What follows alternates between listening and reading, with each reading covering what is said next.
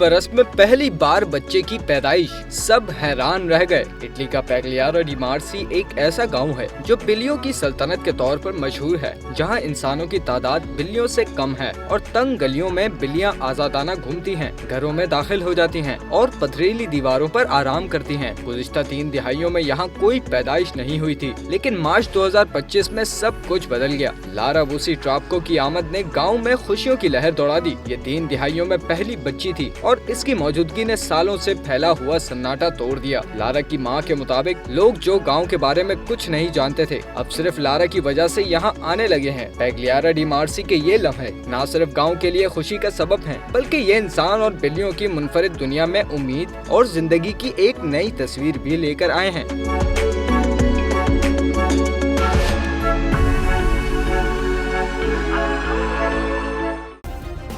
Subscribe करें और bell दबाएं ताकि कोई खबर रह न जाए।